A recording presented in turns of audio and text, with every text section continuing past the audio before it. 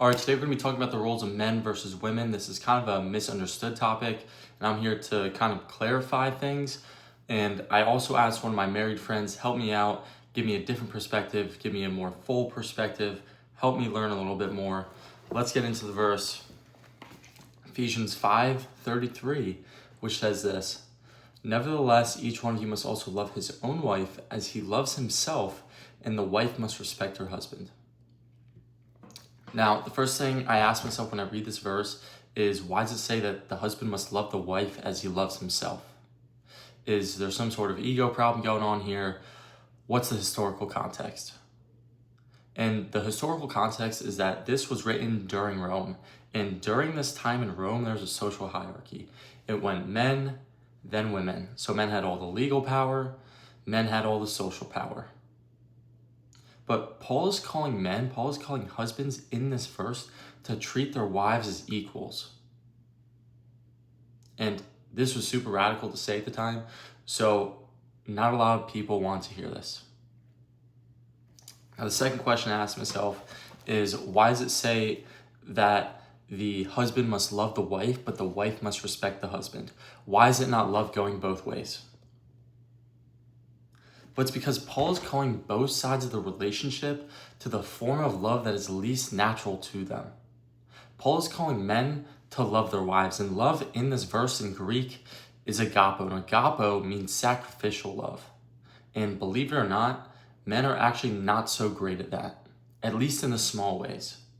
Men are great at taking a bullet, men are great at going into a burning building to save someone, men are great at working a 14-hour shift.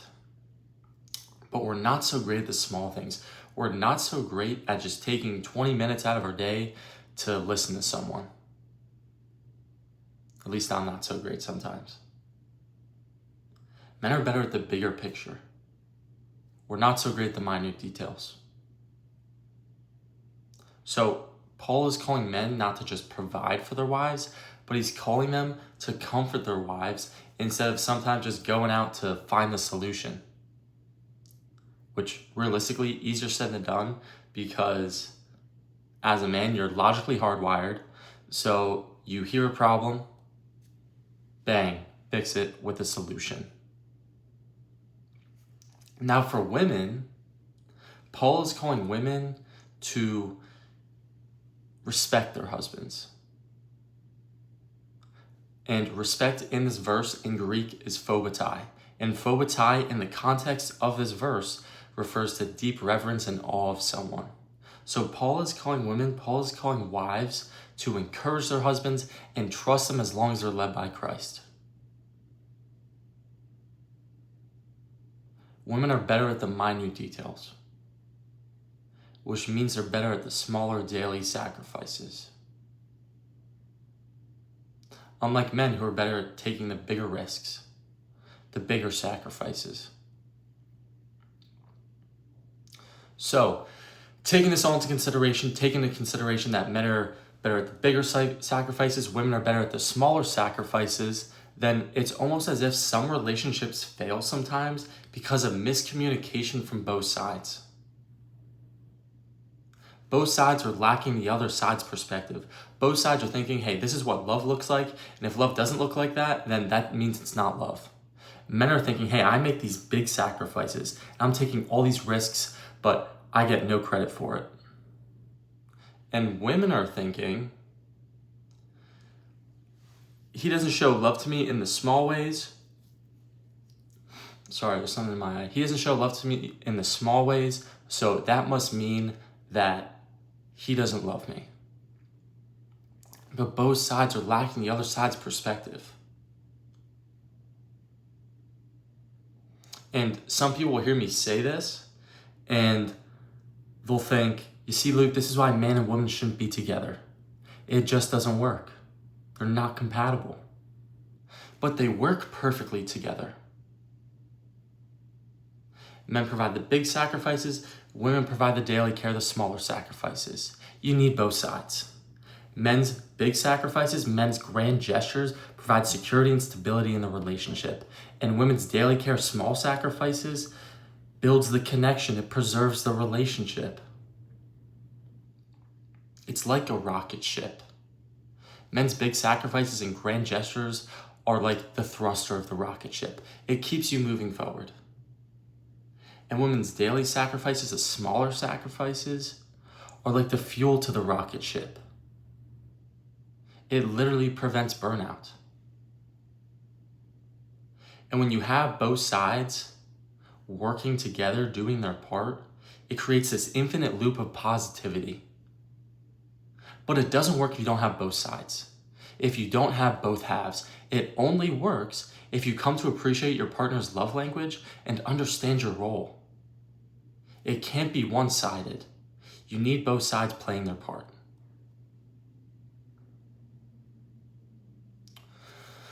So we made it pretty clear at this point that men in their natural state are better at providing big sacrifices and these grand gestures, and women are better at the small sacrifices and the daily sacrifices and the daily care in their natural state. And the reason I'm saying in their natural state is because some people are going to hear what I'm going to say and they're going to think, well, it's the opposite in my household. And since it's the opposite in my household, what you're saying must not be true. But you're missing a perspective. You're missing the fact that humans can adapt and humans are influenced by their environment.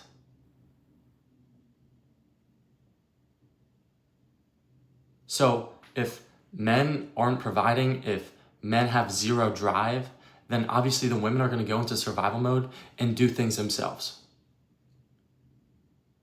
And it's the same thing for men. If the women are crashing out, they're going to want no part in it. Nowadays, though, in today's society, both sides are crashing out. We've got the men with zero drive, and we've got the women trying to do things themselves, but doing it kind of incorrectly, and sometimes going to OnlyFans to try and provide. And it's almost as if both sides are building off of each other. The women are on OnlyFans, so the men have zero drive to do things themselves, and the men have zero drive, so the women are trying to do things themselves through OnlyFans. Who started the problem? I have no clue. And honestly, I don't really care. I care about the solution. What's the fix? How do we give men back their purpose while also keeping women satisfied without them having to go to OnlyFans? First and most obvious, go to the Word of God. We've only went over one verse so far, and God has so much more to give. There's so much wisdom in this book. There's 1,500 pages. I'm sure you'll learn something besides what I'm just saying right now. Besides from the obvious, what do we as a society need to do? We need to understand that if we were to break this modern world down into its most shallow form, if we were to break it down like that, we would understand that men have the power of giving attention and women have the power of sexual access. Men give attention, which a lot of younger women like, and women give sexual access, which a lot of younger men like. And I'm talking about the average here. So if this doesn't apply to you, it still does because it applies to the world you live in. So, taking what I just said into consideration, if men have the power of giving attention, and women want the attention, but men give the attention to the women that are easily sexually accessible, and the women see this and they reciprocate it by being easily sexually accessible, they play easy to get, then all men have to do is stop giving attention to the women that are easily sexually accessible. If men stop giving attention to the girls that are easy to get, if men stop giving attention to the girls that think their body is worth $5 a month, then the women are going to see this, they're going to watch the attention fade, watch the money fade, and they're going to change their ways. In the process of the man stopping himself from giving the attention to the girls that are easy to get, he's going to want to find a wife that is actually worth his time. He's going to try and find a wife that adds to his life. And in the process of doing that, he's going to find his drive back.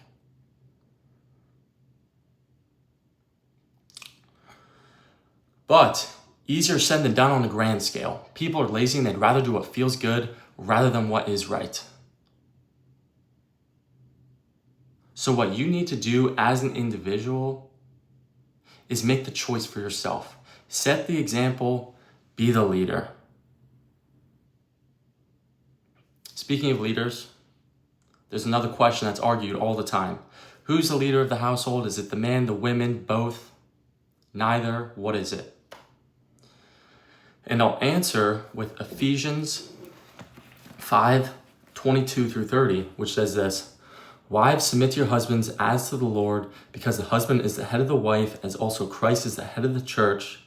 But as the church submits to Christ, so also wives should submit to their husbands in everything.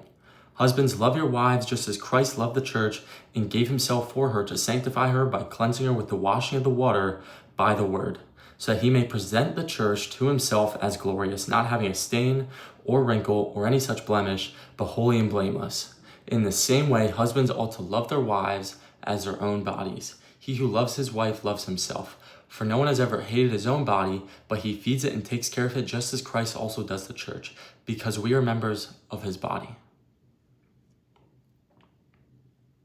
So it says the answer in the beginning. I'll read it again.